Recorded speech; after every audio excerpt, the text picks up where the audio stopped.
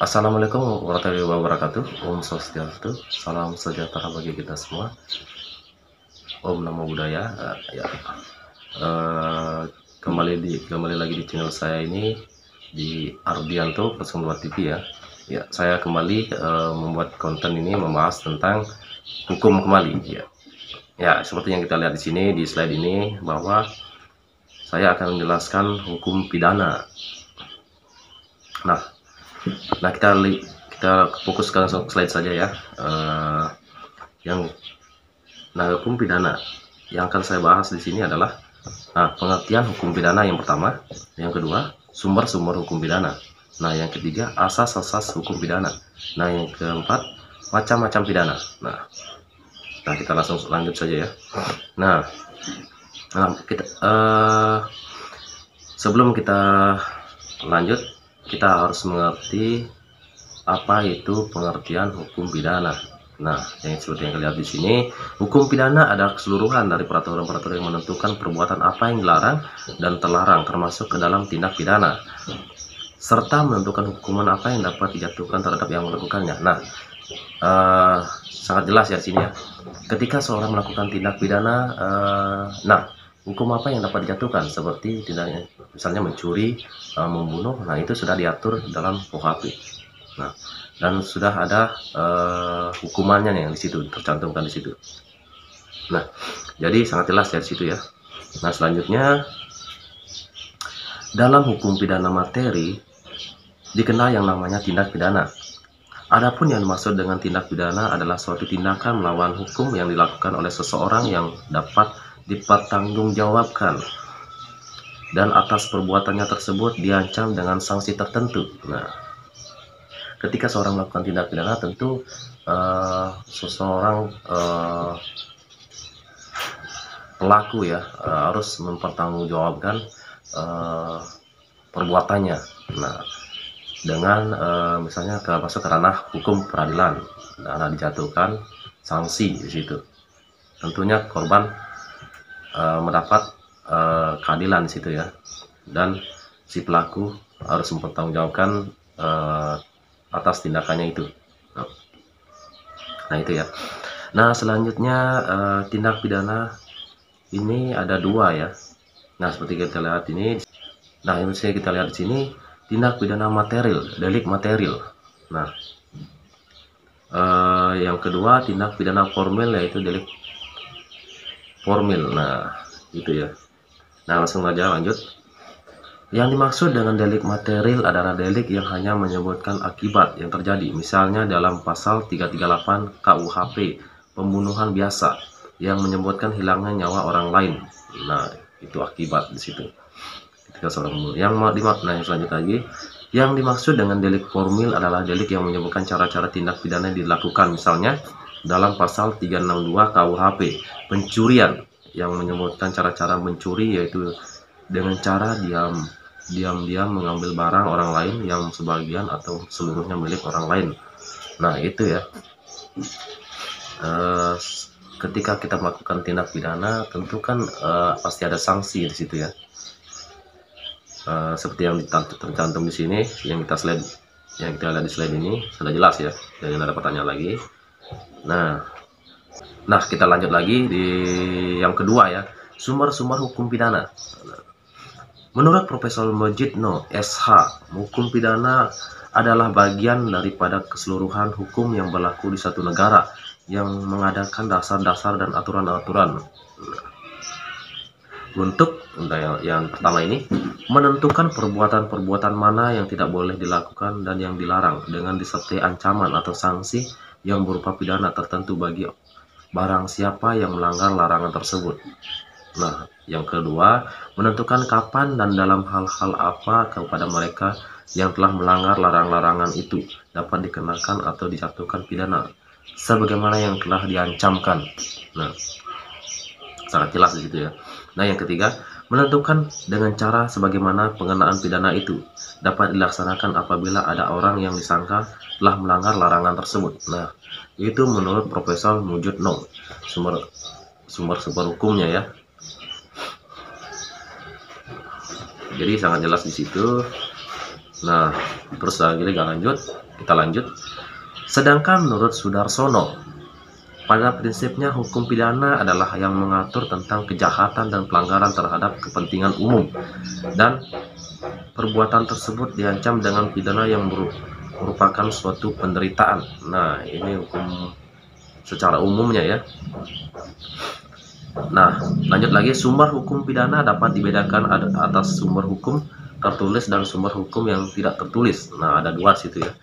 Adapun sistematikanya kitab-kitab undang-undang hukum pidana antara lain, yang pertama, buku pertama tentang ketentuan umum pasal 1 sampai 103. Nah, kita lihat di situ ya, jelas ya. Nah, terus yang kedua tentang kejahatan. Tentang kejahatan ini pasal 104 sampai 488. Nah, di situ ya, kita lihat. Nah, yang ketiga ini buku ketiga tentang pelanggaran, yaitu dalam pasal 489 sampai 569. Nah, sangat jelas ya. Nah, kita lanjut lagi di yang ketiga, asas-asas hukum pidana. Yang pertama, asas legalitas. Tidak ada suatu perbuatan dapat dipidana kecuali atas kekuatan aturan pidana dan peraturan perundang-undangan yang telah ada sebelum perbuatan dilakukan. Pasal 1 ayat 1 KUHP. Jika sesudah perbuatan dilakukan ada perubahan dalam peraturan perundang-undangan, maka yang dipakai adalah aturan yang paling ringan sanksinya bagi terdakwa. Pasal 1 ayat 2 KUHP. Nah, itu menurut dalam asas legalitas. Nah, yang kedua, asas tiada pidana tanpa kesalahan, atau yang disebut Ginstad Sondershol. Untuk menjatuhkan pidana kepada orang yang telah melakukan tindak pidana harus dilakukan bila mana ada unsur kesalahan pada diri orang tersebut. Nah, ketika kita ketahui yang kedua ini, bagaimana mungkin orang dapat dijatuhkan pidana tanpa ada perbuatan? Nah, itu kalau sudah ada perbuatan pasti ada sanksi. Nah, situ berarti sangat jelas di situ ya. Nah, lagi persoalan. Nah, yang ketiga, asas teritorial. Nah, artinya ketentuan hukum pidana Indonesia berlaku atas semua peristiwa pidana yang terjadi di daerah yang menjadi wilayah teritorial Negara Kesatuan Republik Indonesia, termasuk pula kapal berbendera Indonesia, pesawat terbang Indonesia, dan selanjutnya itu. Nah, jelas di situ ya. Menurut asas teritorial ini, apabila orang melakukan tindak pidana, walaupun ada dimanapun, ketika dia melakukan pidana di lingkup Indonesia, tentu tetap ia akan dijatuhkan. Itu ya. Nah, asas nasionalitas aktif. Nah, artinya ketentuan hukum pidana Indonesia berlaku bagi semua warga negara Indonesia yang melakukan tindak pidana dimanapun ia berada. Pasal 5 KUHP. Nah, asas nasionalitas aktif ini berlaku bagi seluruh rakyat Indonesia. Walaupun ia berada di luar negara, tetap dia akan mendapatkan sanksi dari hukum Indonesia. Ya, itu sangat jelas ya di situ. Nah, asas nasionalitas pasif. Nah, artinya ketentuan hukum pidana Indonesia berlaku bagi semua tindak pidana yang merugikan kepentingan negara. Nah, pasal 4 KUHP. Nah, sudah jelas di situ ya. Ketika orang melakukan tindak pidana merugikan, apalagi untuk merugikan negara kita sendiri, nah tentunya ada sanksi di situ ya bagi mereka yang merugikan Indonesia kita sendiri. Itu. Kita lanjut lagi sini ya. Kita lihat dalam slide ini. Dalam hukum pidana dikenal macam-macam pembagian delik ke dalam. Yang pertama, delik yang dilakukan dengan sengaja, misalnya sengaja merampas nyawa orang lain.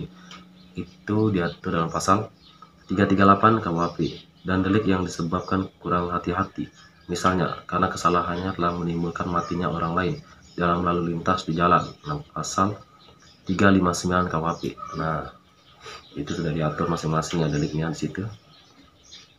Nah, yang kedua, menjalankan hal-hal yang dilarang oleh undang-undang, misalnya melakukan pencurian atas penipuan, pasal 362 dan pasal 378 KUHP, dan tidak menjalankan hal-hal seharusnya dilakukan menurut undang-undang, misalnya tidak melapor adanya komplotan yang merencanakan makar. Nah, di situ sudah jelas kita ketahui larang-larangan ini, delik-deliknya sudah ada di sini ya. Nah, kejahatan buku 2 KUHP merupakan perbuatan yang sangat tercela terlepas dari ada atau tidaknya larangan dalam undang-undang, karena itu disebut juga sebagai delik hukum. Nah, kita tentu mengetahui ya bahwa kejahatan itu kan sangat terlarang dalam undang-undang, bahkan dalam agama kita masing-masing kan sudah kita ketahui ya di situ. Tentunya kita harus hindari hal-hal yang seperti itu. Kita lanjut lagi. Pelanggaran buku 3 KUHP merupakan perbuatan yang dilanggar salah satu justru karena adanya larangan dalam undang-undang, karena itu juga disebut delik undang-undang. Nah, sangat jelas di situ. Nah, oke, kita lanjut lagi di slide selanjutnya ini. Nah, yang keempat, D, macam-macam hukum pidana. Nah, dalam pasal 10 KUHP ditentukan macam-macam hukuman yang dapat dijatuhkan, yaitu sebagai berikut. Nah, yang pertama, hukuman mati. Nah, ketika seorang melakukan pelanggaran yang sangat merugikan untuk orang lain, tentunya dia akan dihukum mati. Seperti misalnya korupsi bisa juga, seperti misalnya narkoba bisa juga. Nah, seperti misalnya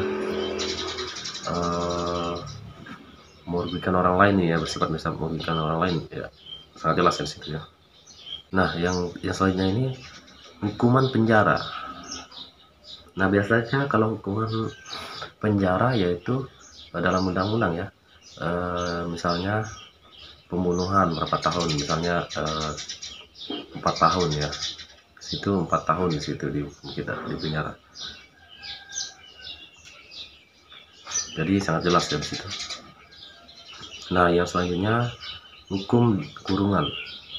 Hukuman kurungan ini biasa kita lihat misalnya seorang ketika masuk ke ranah peradilan, tentu ia akan dikurung beberapa waktu selama proses peradilan itu berjalan. Nah, makanya dia dikurung bahwa bisa untuk beberapa saat ya, beberapa hari ya, sehingga proses peradilan selesai baru bisa ditentukan. Nah, selanjutnya hukuman denda. Nah, hukuman denda ini misalnya untuk mengganti kerugian, berapa kerugiannya seseorang tersebut. Misalnya dalam hukuman sangat jelas juga disebutkan mengganti kerugian, sudah hal biasa di situ ya, di situ dalam hukuman, dalam undang-undang kelihatan dalam ayat berapa sudah kelihatan di situ. Jadi sangat jelas itu. Nah, hukuman tutupan ini. Nah, hukuman tutupan jadi sangat jelas di situ. Nah, ada lagi di sini yaitu hukuman tambahan. Nah, kita lihat di sini pencabutan hak-hak tertentu. Nah, ketika haknya orang ketika melakukan tindak pidana, tentu misalnya hak-haknya mereka diambil kembali ya dari pemerintah, misalnya seperti dalam kasus yang kita lihat di Indonesia ini, jabatannya mereka dicopot atau hak. Jadi inilah yang dimaksud di sini, seperti kasus korupsi begitu ya. Oke, jelas, sudah jelas ya. Yang selanjutnya ini yang kedua, penyitaan barang-barang tertentu. Nah, ini contohnya ya, tadi yang saya sebutkan tadi, contoh korupsi. Nah, tentunya barang-barang tersebut disita oleh negara, diambil oleh negara ya, jelas ya di situ. Lanjut yang ketiga ini pengumuman keputusan hakim. Nah, tentunya ketika dalam proses peradilan, tentunya hukum yang memiliki kekuatan hukum tertinggi di situ ya, yang menentukan entah bebas atau bagaimananya suatu pelaku atau korban di situ, sudah di situ ditentukan oleh keputusan hakim. Nah itu teman-teman ya yang dapat saya jelaskan di sini.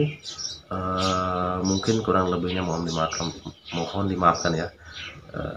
Mungkin ada teman-teman yang ingin bertanya di komentar atau di mana, silakan atau bisa juga like dan share juga ya ini punya. Nah, mungkin itu saja yang dapat saya sampaikan sini. Sekian dari saya, terima kasih.